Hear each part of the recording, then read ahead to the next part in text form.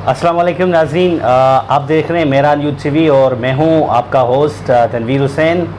और आज के जो हमारे पैनलिस्ट हैं वो मलीर के एक मुतहर किरदार हैं और मुनफरद शख्सियत है मीर मोहम्मद यासीन, जो कि हम सब जानते हैं नौजवानों के लिए एक रोल मॉडल हैं। और बिलखुसूस आज हम यासीन साहब से जो डिस्कस करने आए हैं यहाँ पे इनके ऑफिस में है मेहरान अवेयरनेस डेवलपमेंट ऑर्गेनाइजेशन की, जहाँ पे हम इनसे जानेंगे कि इनको ये ख्याल कैसे आया और किस तरह इनको चीज़ों का सामना करना पड़ा और ये क्यों नौजवानों को ये प्लेटफॉर्म इन्होंने दिया। तो अस्सलाम वालेकुम सर। सर आप सबसे पहले हमारे नाज़रीन से अपना तारुफ़ करा दें छोटा सा। मोहम्मद यासीन, सदर Mehran awareness and development organisation. इसी मलीर की मिट्टी से मेरा ताल्लुक़ है। जी जी। और मलीर में रिहाइश। अच्छा सर, हम अपने इंटरव्यू को बिल्कुल आगाज़ करते हैं। सबसे पहला जो सवाल है आपसे मेरा कि आपको कैसे ख़्याल आया कि आप इस तरह की नौजवानों का एक प्लेटफॉर्म क्रिएट करने के लिए आपको कैसे ख्याल आया? एक्चुअली जब हम कॉलेज में गए तो वहाँ पे बहुत सारे इश्यूज़ थे और हमने आसपास की सोशल ऑर्गेनाइजेशंस को देखा, लेकिन वहाँ पे हमने एक चीज़ देखी कि वहाँ पे नौजवानों के लिए कोई स्पेस नहीं था और नौजवानों की कोई अहमियत नहीं थी। अगर कोई नौजवान अपना मसला लेके भी जाता था या कोई कुछ करने की कोशिश भी करता था, लेकिन ये है कि उसका वहाँ पे उसकी बात को नहीं सुना जाता। फिर उसी सिस्टम को लेके हमने कॉलेज के अंदर एक छोटे से फोरम का बुनियाद रखा, Malir students and writers forum के नाम से, जिसमें मैं था, सिराज था, कुछ और दोस्त थे। लेकिन ये कि कुछ अर्सा बाद वो फोरम भी जो है वो हाईजैक हो गया। फिर हम कुछ तंजीमों से मुंसलिक रहे, लेकिन वहाँ पे भी हमने अपने लिए स्पेस नहीं पाया। तो फिर कुछ दोस्तों के साथ ये फ़ैसला किया कि नौजवानों के लिए एक अलग आज़ाद तंजीम होनी चाहिए, जिसके अंदर नौजवान आए और अपने ख़यालात पेश करे और उसको वो परफॉर्म कर सके। तो इसी तरह जो है हमने ये मेहरान का बुनियाद रखा। अच्छा सर, जैसे कि आप बकौल आपके आपने जो कहा कि आपको नौजवानों के लिए उस वक्त जब when you guys were in college कि आपको स्पेस नहीं मिल रहा था, ठीक है, तो आज as compare your the age of student life और आज की जो हमारे जो नौजवान हैं उनमें आप क्या फ़र्क देखते हैं? देखें, आज अल्लाह का शुक्र है कि जितने भी कराची लेवल पे या सिंध लेवल पे, पाकिस्तान लेवल पे एक्टिविटीज़ होती हैं, तो उसमें आज हमारे मलीर का नौजवान फुली तौर पे पार्टिसिपेट कर रहा है। सही, ठीक है। इससे पहले हमारे सीनियर दोस्त हजरात जाते थे और नौजवान हमारे नहीं जाते थे। और जब आप खुद भी 2 मरतबा लाहौर का टूर करके आए हैं, जी जी, इसी तरह दूसरे हमारे जो बच्चे हैं, कोई इस्लामाबाद गया है, कोई लाहौर गया है, और अब दूसरी तंजीमें भी जब मैदान में आई नौजवानों के लिए, तो फिर दूसरी तंजीमों ने भी ये महसूस किया कि हमें अगर अपनी बका रखनी है तो हमें किसी न किसी तरीके से नौजवानों को स्पेस देना होगा। फिर उन्होंने भी जो है अपनी बका की खातिर कुछ न कुछ नौजवानों को स्पेस दिया। लेकिन जो कि अल्हम्दुलिल्लाह मेहरान के प्लेटफॉर्म से आज आप खुद देख रहे हैं कि पूरे पाकिस्तान का हर किस्म की जितनी भी एक्टिविटीज़ हों, चाहे वो आज़म नौजवान हो, चाहे वो आज़म पाकिस्तान हो, चाहे वो कोई भी और एक्टिविटी हो, उसमें अल्हम्दुलिल्लाह मलीर का नौजवान या मेहरान का जो मेंबर है वो उसमें पार्टिसिपेट करता है। अच्छा सर, ज़ाहिर बात है इतना बड़ा विजन था आपका, तो अप्स एंड डाउन्स भी आए होंगे आपके यहाँ, ठीक है, आपके इस पूरे सफ़र में, एक तवील सफ़र है आपका, तो कभी ऐसा लगा आपको कि यार वाकई अब ये बहुत एक इट्स टू हार्ड, ये हमसे नहीं होगा, मतलब इस तरह की कभी नाउम्मीदी की किरण मतलब आपके साए से गुजरी, या मतलब आप हर वक्त इस तरह मोटिवेटेड थे और एक जो विजन था उसके ऊपर आप कायम रहे? देखिए, एक चीज़ ये है कि ये काम जो है ना हमने अल्लाह के नाम पे किया। मतलब ये इसलिए नहीं किया कि लोग हमें जो है वो लीडर माने या कुछ करें वगैरह, तो इसलिए नहीं किया। तो अपन एंड डाउन्स तो आते हैं। मैं आपको थोड़ा सा पे बताना चलूँ कि मेहरान का जो पहला नाम हमने जो सजेस्ट किया था 2009 में, हमने जो कॉलेज में 2007 से एक्टिविटी शुरू की थी, 2009 में हम किया था सिंध सोशल डेवलपमेंट एसोसिएशन के नाम से, जो हमें नहीं मिल सका सोशल वेलफेयर डिपार्टमेंट की तरफ से। हमें तकरीबन 3 साल लगे मेहरान को रजिस्टर करवाने में, और फिर 6 साल बाद, 3 साल यानी 2012 जो रजिस्ट्रेशन के 6 साल बाद हमारा अकाउंट खुला। ठीक। और 2013 तक बहुत अच्छी एक्टिविटीज़ हमारी जा रही थी, 2009 से 2013 तक बेहतरीन एक्टिविटीज़ जा रही थी। 2013 में थोड़े हालात ऐसे हो गए, मुख्तलिफ ग्रुप, लॉ एनफोर्समेंट एजेंसीज़ के इशू, खुसूसन अमन कमेटी की अगर बात करें तो उसके थ्रेट्स थे। तो फिर हालात ये थे कि हमें जो है ना वो थोड़ा सा साइड लाइन हो के चुपचाप में काम स्टार्ट करना पड़ा, चुपचाप करके खामोशी से हल्का हल्का काम जितना हो पाए। मुझे याद है जब 2015 में हमने एक कन्वेंशन, यूथ कन्वेंशन रखा था, तो उसमें सिर्फ हम 2 लोग थे, कोई नहीं आया था जितने को हमने दावत दी वगैरह, लेकिन मायूस नहीं हुए। फिर हमने मेहनत की और फिर 25 दिसंबर 2016 को हमने क्रिसेंट स्कूल में एक कल्चरल कॉन्फ्रेंस रखी थी जिसमें अच्छी तादाद थी, लेकिन इसमें भी लोग कम थे। तो उसी कॉन्फ्रेंस के अंदर एक ऐलान किया था मैंने कि हम इंशाअल्लाह ताला 29 जनवरी को पहला IM मलीर करेंगे 2017 में। तो काफ़ी दोस्तों ने कहा कि यार हम तो कल्चरल कॉन्फ्रेंस में लोग जमा नहीं कर पाए, वहाँ पे भी हमने 250 कुर्सियाँ लगाई और 100 के करीब लोग थे। आपने इतना बड़ा फेस्टिवल अनाउंस कर दिया, उसकी बजट कहाँ से आएगी, उसकी चीज़ें कहाँ से आएगी, ये होगा कैसे, किस तरह होगा, कौन सपोर्ट करेगा, क्या होगा वगैरह। तो मैंने कहा देखें, जब भी हमने काम किया है 2007 से लेके अब तक, वो हमने अल्लाह का नाम लेके काम किया है, और जब अल्लाह का नाम लेके हम काम करते हैं, अल्लाह की रज़ा की खातिर काम करते हैं, तो इंशाअल्लाह ताला ये फेस्टिवल हमारा कामयाब जाएगा। और जब हमने यकीन करें 2017 29 जनवरी 2017 को जब ये फेस्टिवल हुआ तो वहाँ पे 1500 से ऊपर लोग थे। अच्छा, सही। और मलीर की तारीख का पहला बहुत बड़ा मेगा फेस्टिवल था। तो अप एंड डाउन्स तो आते रहते हैं, अप एंड डाउन्स में कभी भी जो है वो घबराना नहीं है, कभी भी मुश्किलात से जो है ना वो पीछे नहीं हटना। जब हम अपना विज़न, अपनी सोच और अपने मकसद को आगे लेके चल रहे हैं, जब तक अल्लाह की रज़ा हमारे मकसद में शामिल है, तब तक जो है वो नाकामी नहीं होगी। अच्छा सर, बकौल आपके के जो मेहरान का वजूद था वो तो 2009 में, आज तक 11 साल हो गए। अगर हम इस 11 साल की परफॉर्मेंस को या जो एक्टिविटीज़ आपने की हैं उनको टोटल ओवरऑल हम कंक्लूड करें तो रिज़ल्ट क्या होगा आपके ख्याल में? अगर उसको हम कंक्लूड करें तो क्या आउटपुट होगा जो आपने मलीर की सोसाइटी को दिया है? देखिए अल्हम्दुलिल्लाह, हम ये तो नहीं कह सकते कि हमने 100% अचीव कर लिया है। ठीक, ये कभी भी 100% मुकम्मल कोई भी चीज़ नहीं होती अल्लाह की ज़ात के अलावा।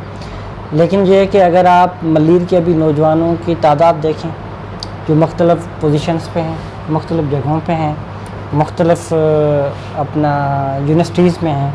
2009 का आप रेशो निकाल के देखें हमारे कितने बच्चे यूनिवर्सिटी में थे, और 2020 का आप रेशो निकाल के देखें हमारे कितने बच्चे यूनिवर्सिटीज़ में हैं। 2009 का आप रेशो निकाल के देखें हमारे कितने बच्चे टेक्निकल एजुकेशन की तरफ थे।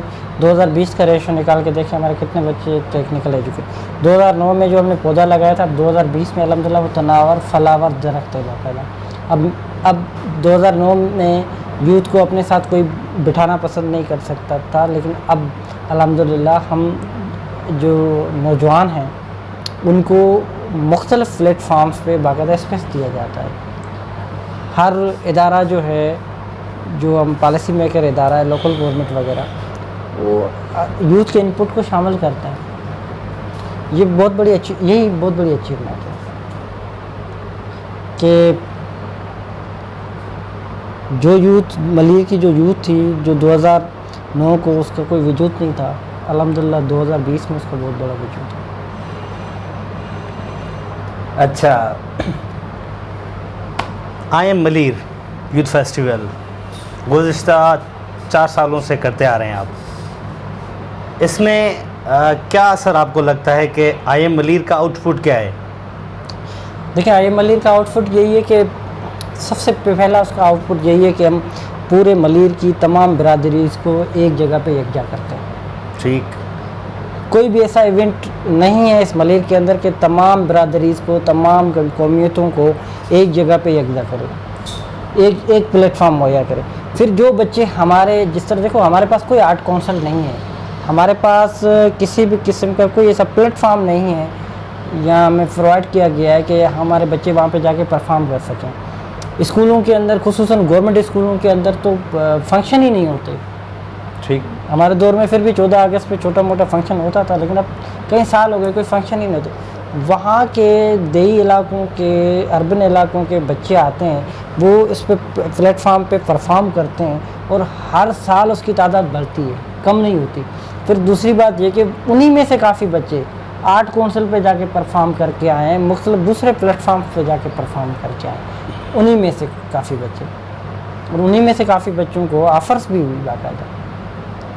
और इसके अलावा जो हमारे नौजवान या जो हमारे साथी मुख्तलिफ खिदमात अंजाम दे रहे हैं, सरअंजाम दे रहे हैं, उनको एवार्ड दिया जाता है, जो कि अभी तक किसी और तंजीम ने ऐसा कोई या किसी और इदारे ने ऐसा कोई सिस्टम नहीं किया कि उनको इनक्रेज किया जा सके।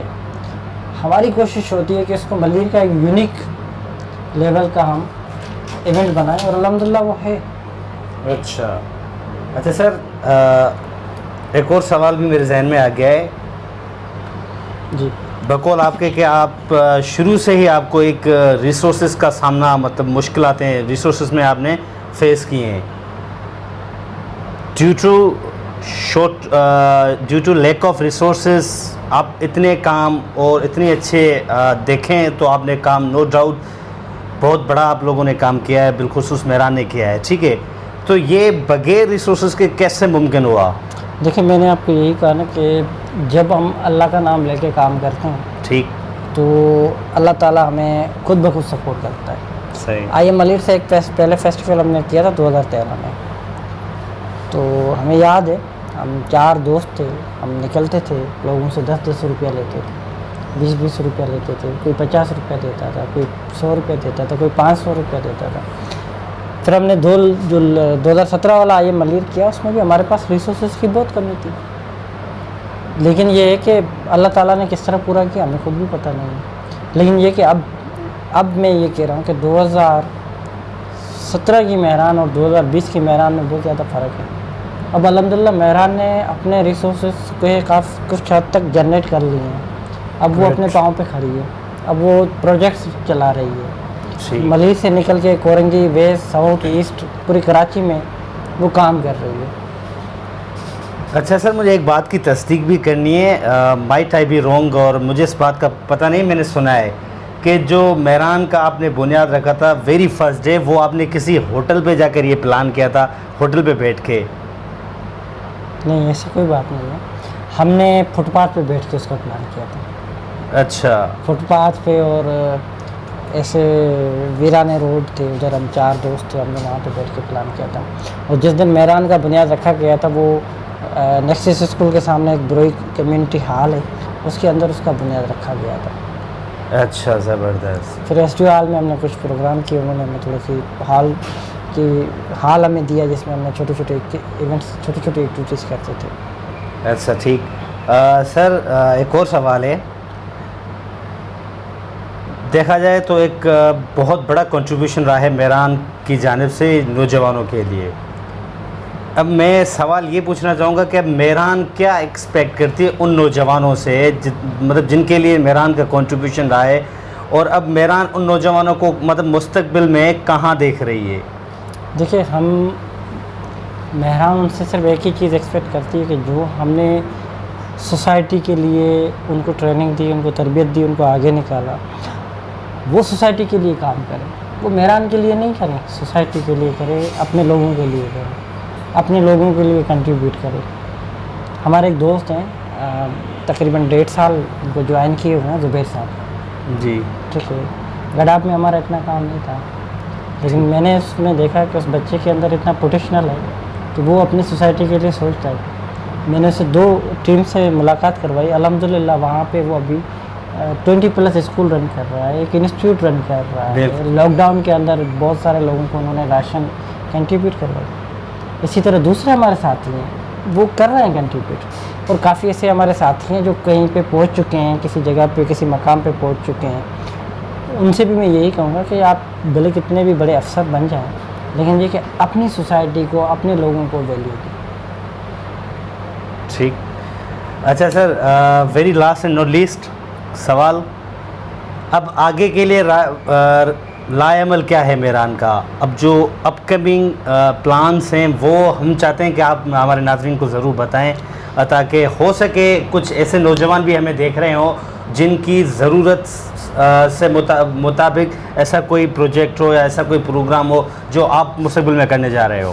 देखिए, आगे जो हम कुछ चीज़ों पे जा रहे हैं ना, वो हमारा जो सबसे ज़्यादा फोकस है, वो एक तो कैरियर काउंसलिंग हमारा फोकस था। दूसरा जो हमारा सबसे बड़ा फोकस है वो स्किल डेवलपमेंट और मुआशियात है। ठीक। हम कोशिश करेंगे कि लोगों को उनके ज़रिए मुआशियात उनके इलाकों के अंदर मुहैया की जाए, लोगों को ऐसी तरबियत दी जाए कि वो अपने इलाकों के अंदर रह के अपने ज़रिए मुआश बना सकें और उसको वो एक्सपोर्ट कर सकें। इसके अलावा हमारे पास कुछ प्रोजेक्ट्स हैं जो हमने सबमिट करवाए हैं, पाइपलाइन में हैं। उसमें भी ज़्यादातर टेक्निकल एजुकेशन है, बेसिक एजुकेशन है, अवेयरनेस है। तो ये कि हमें इंशाल्लाह एक कोशिश करनी है कि सिर्फ मलीर को नहीं, कराची को नहीं, सिंध को नहीं, पूरे पाकिस्तान के अंदर हमें अपना नेटवर्क इंशाल्लाह इस्टेब्लिश करेंगे इंशाल्लाह। और उसके अलावा जहाँ पे भी मज़लूम तबके के लोग हैं, गरीब तबके के लोग हैं, मिस्किन तबके के लोग हैं, उनकी एक हकीकी खिदमत की जाए, न कि फ़ोटो सेशन वाली खिदमत, बल्कि उनकी एक हकीकी खिदमत की जाए। आज अल्हम्दुलिल्लाह हमारा जहाँ पे भी काम है, जहाँ पे भी जितना भी काम है, वो 70% एरियाज़ में अगर आप जाएँ तो वहाँ पे शऊर है लोगों के अंदर। वहाँ पे जहाँ पे रिसोर्सेज की हमें मुहैया हुए कहीं से, वो हमने वहाँ पे रिसोर्सेज लगवाएँ। तकरीबन हमारे 1500 के करीब बच्चे मुख्तलिफ NFE स्कूल्स में पढ़ रहे हैं जो गरीब तबके से ताल्लुक़ रखते थे। ठीक। इसके अलावा 5000 यूथ पूरी कराची में ट्रेंड है मुख्तलिफ एक्टिविटीज़ में। इंशाल्लाह हम इंटीरियर सेंट की तरफ भी एक प्रोजेक्ट है, उसमें इंशाल्लाह हम इंटीरियर सेंट की तरफ भी जाएंगे। वो हमने लिखा है, अल्लाह बेहतर करेगा, वो इंशाल्लाह हो जाएगा। ये कि मकसद यही है कि हमें नौजवानों को तैयार करना है, वो अपने माशरे की, अपने लोगों की और इस मुल्क की हकीकी तौर पे खिदमत करें, हकीकी तौर पे जो है वो उनको सपोर्ट करें, न कि हमें नारों, सोशल मीडिया वगैरह पे वो चीज़ें दी, बल्कि हकीकत में वो चीज़ें हों कि भाई एक जगह पे अगर हमने हैंडपम्प लगाया है तो वो हैंडपम्प मौजूद है, एक जगह पे हमने सड़क बनवाई है तो वो सड़क मौजूद हो, वहाँ के लोगों के लिए हो, न कि वो उस बंदे के घर के सामने सड़क बनी हुई है, भाई ये मैंने बना दी। ये चीज़ें नहीं है। अल्हम्दुलिल्लाह हमारा आज तक कोई भी ऐसा नौजवान नहीं है जिसने रिसोर्सेज का गलत इस्तेमाल किया। अल्लाह पाक का शुक्र है।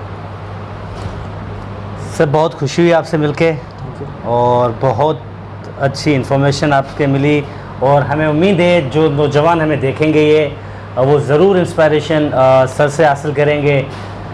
बकौल सर के आप कभी किसी के ऊपर रिलाय ना करें, अगर कुछ करना है तो आपने खुद आकर निकलना होगा। हमारे नौजवान जो तबका है उसको अपना एक इंडिविजुअल रोल प्ले करना होगा इस मुआशरे की बेहतरी के लिए, पाकिस्तान की तरक्की के लिए। तो हमें बाकी सारी चीज़ों को देखना, मगर अपना जो किरदार है, अपनी जो जिम्मेदारी, उसको भी साथ साथ लेके चलना है। एक बात मैं इसमें ऐड करना चाहूँगा कि मैं इस नौजवानों को एक पैगाम देना चाहूँगा कि Mehran awareness and development organisation ने एक मेहरान यूथ फोरम तरतीब दिया है। वो यूथ फोरम पूरे पाकिस्तान के नौजवानों के लिए, जो भी देख रहे हैं उनके लिए अवेलेबल है। ठीक, उनके लिए अवेलेबल है। वो हम इसी जब ये वीडियो अपलोड होगा वहाँ पे भी वो अपनी एंट्री दे सकते हैं। वो आएँ इस प्लेटफॉर्म पे, वो शामिल हो जाएं और अपने मुआशरे के लिए, अपने लोगों के लिए, अपनी बेहतरी के लिए वो मेहरान यूथ फोरम का हिस्सा बने और सिस्टम के लिए काम करें, इदारों के लिए काम करें, अपने लोगों के लिए काम करें।